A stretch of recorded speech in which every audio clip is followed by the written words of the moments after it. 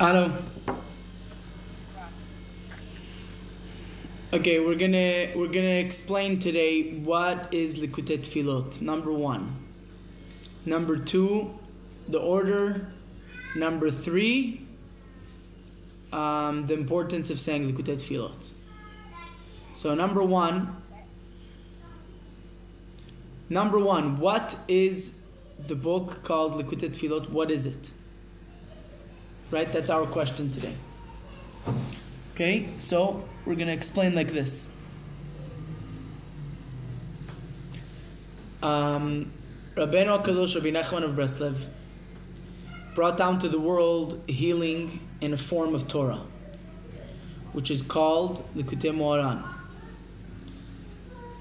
Okay, and every session and every Torah, every teaching in likute Moharan is a teaching by itself, and it's a healing. It's not only a teaching, it's in a form of a teaching, but it's a healing that heals our soul, our body, our neshama, from beginning to end. The difference now of likute Moharan, for example, the teachings of Rabbi Nachman, and between, for example, working on someone's midot. For example, Rabbi Nachman said that fasting or torturing a person's body in order to change his midot, that's a work from outside. Rabbi Nachman said it's not going to work anymore. There's no point of using it or doing it because it's not anymore for our generation. Now, what's going to work now is put all the working external aside and start working from inside. That means changing the person from the inside. Take the Torah of Rabbi Nachman, the likute Moharan, this teaching, put yourself inside it. Put this teaching inside yourself, and now start praying to fulfill this teaching. This will change automatically your midot.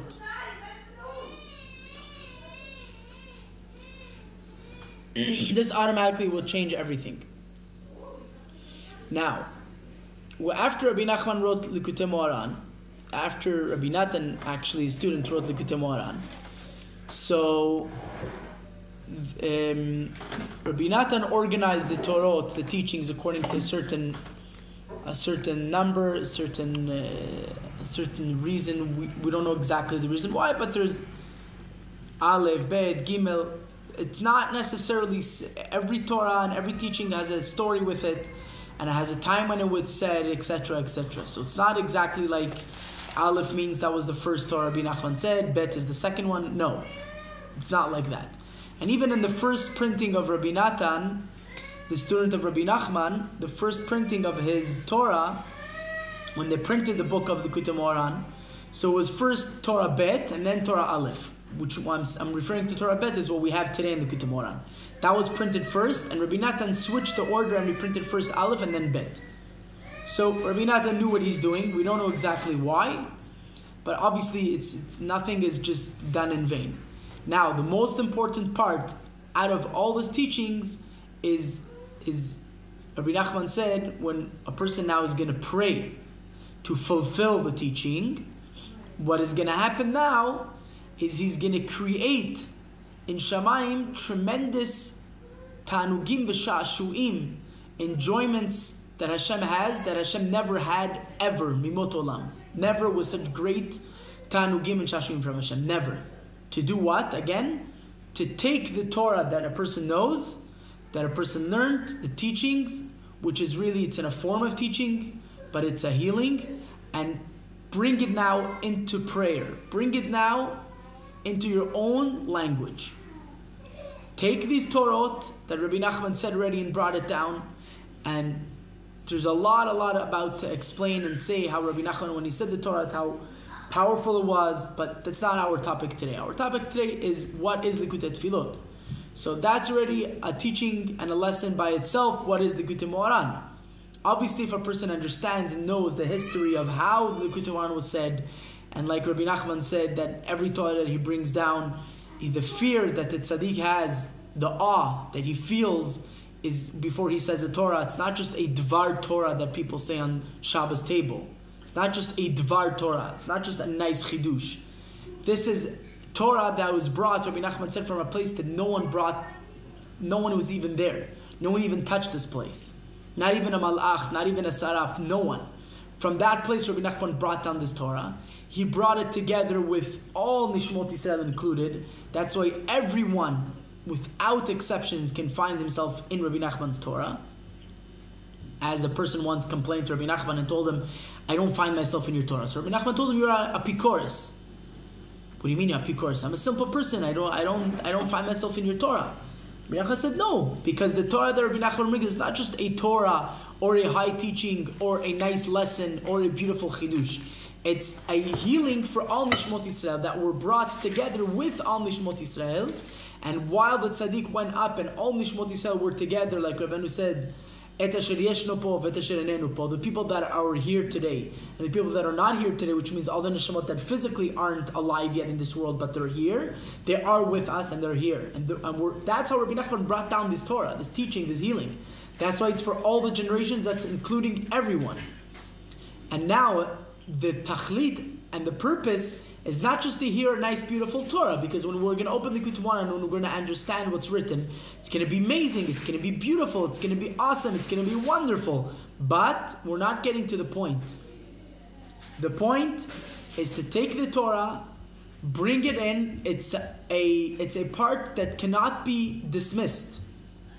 I'm repeating and saying, it's not a part that we can skip, because it's essential. Just like we understand that part of the medication of a person is to take A, B, C. So you can't just skip B and take A and C. You have to do A and B and C. So part of the medication and the healing of our soul, of our body, of our nefesh, ruach, neshama, our total healing of our neshamot that we are also incarnations from who knows how many times Gilgulim we went through. So the total healing of our soul is when we're able to bring it into our neshama, into our brain, into our heart, which is the most important, but to understand according to whatever level it is, but according to every level there's an understanding. Like I mentioned before, the Rabbi Nachman said everyone could find himself in his Torah. And now once we understand this part, we understand what Rabbi Nachman is trying to tell us, we're taking this teaching of Torah and we're transforming it into tefillah, into prayer, then this is going to make things happen. This is going to make things move. This is going to make things change. Without prayer, without tefillah, without itbodut, without talking to Hashem in our language of the Torah we understood, to ask and beg Hashem, please Hashem, help us fulfill what I learned. Look how it's so talking to me what we just learned now. Please help me do this. Please help me live this. Without doing that, ki'ilu, we lost everything. So it looks like it's a side point, but without A, we won't have B, we won't have C. Which means without understanding what I'm learning in this Torah, I won't be able to properly express myself to Hashem and ask Him what I really want. It's like Rabbi Natan writes in the introduction of likute tfilot.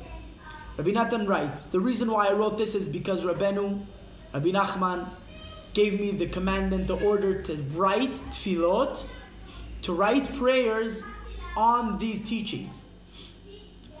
I heard, Baruch Hashem, I had the zchut to be with Rabbi Mechel Dorfman alav shalom, Rabbi Chiel Mechel Dorfman alav shalom. He's one of the elder breast of Hasidim in the past generation. That he got married with Rabbi Natan's great granddaughter.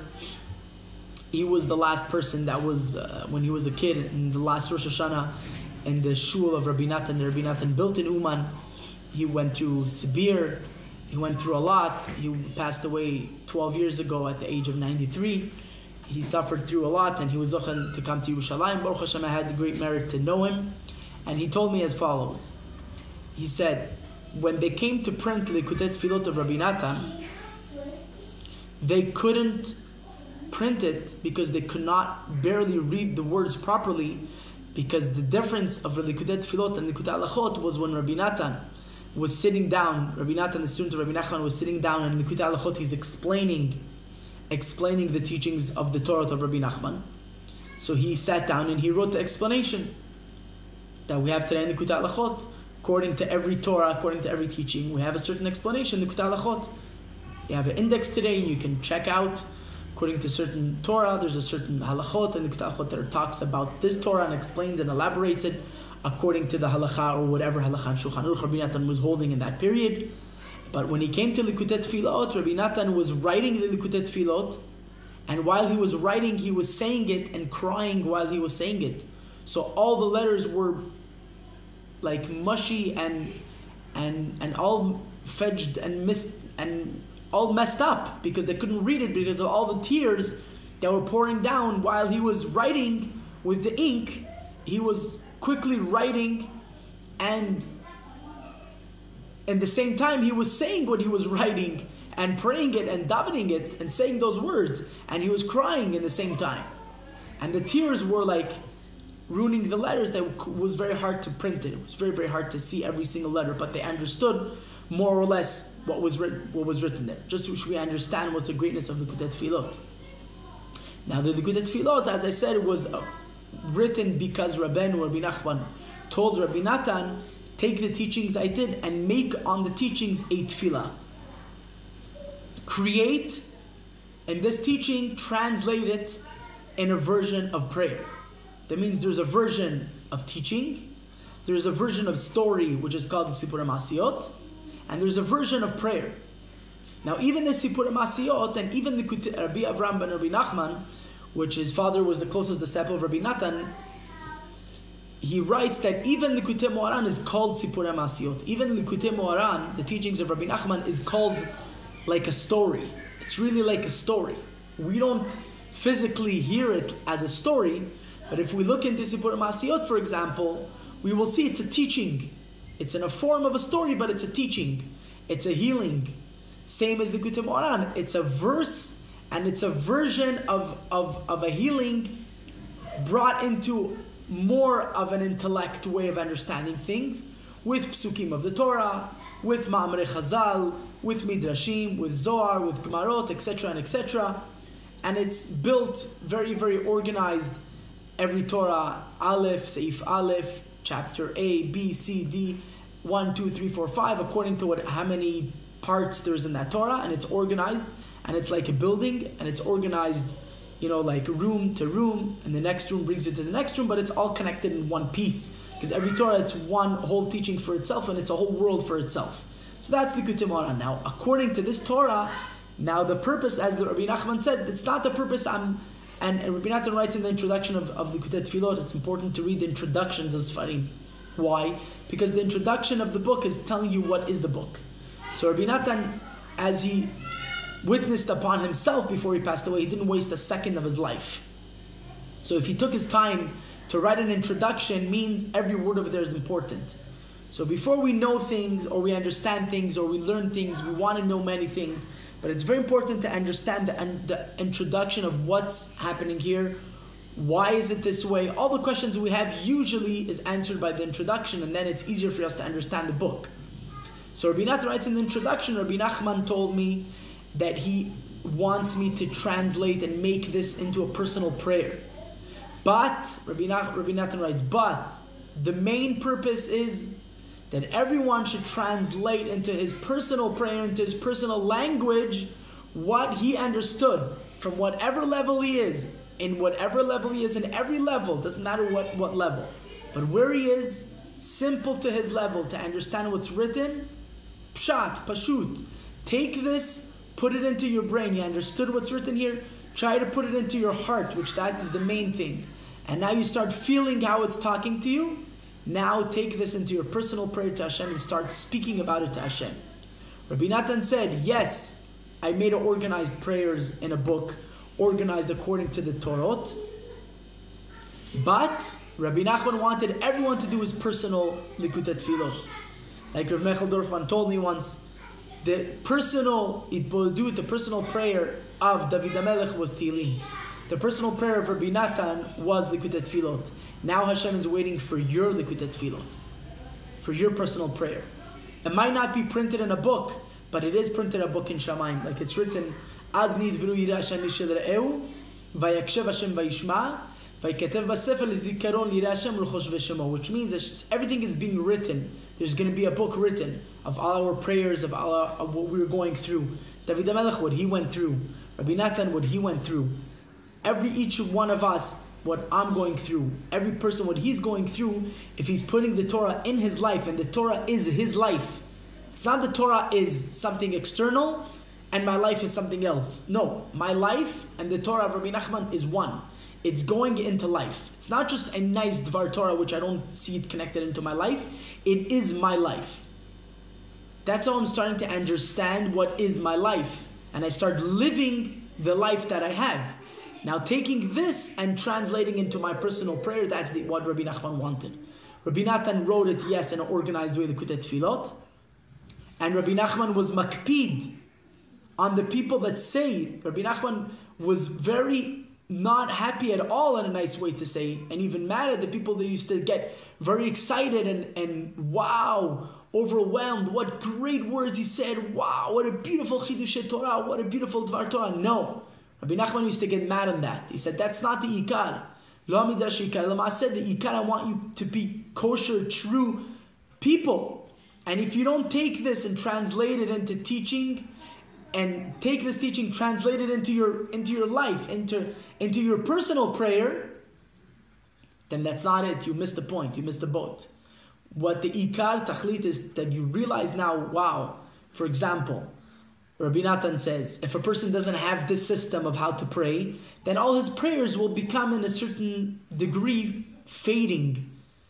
Because for example, Rabbi Natan says a person is going to pray to Hashem, he wants parnasa. Okay. Why do you want parnasa?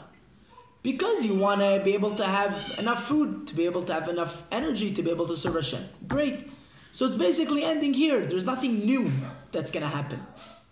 For example, a person is praying now on a higher level, is praying to be zocheh to wear tzitzit and tefillin every day. So it's going to end by this.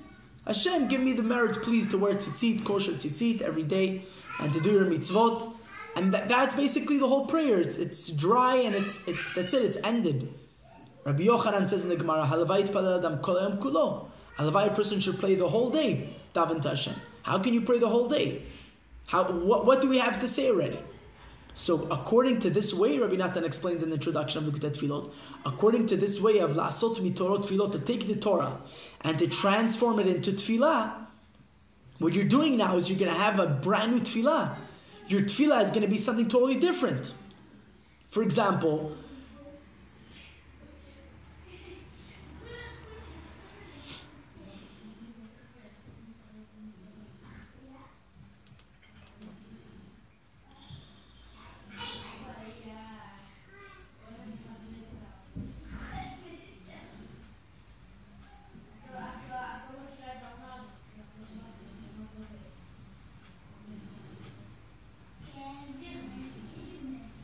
example, when a person is going to come now to pray about something, so he'll have what to explain, he'll have what to say.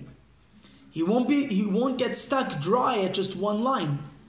He'll be able to say much more. For example, I'm right now going with Torah Zayin Chelik Sheni, the 7th teaching of Rabbi Nachman on the 2nd volume. So Rabbi Nachman says over there's a certain connection. There is a chain, one leads to another, but it's all connected to one. So Rabbi Nachman says when a person, Am Yisrael, are so holy, are so pure, and there's so nothing to do with sin, nothing to do with it.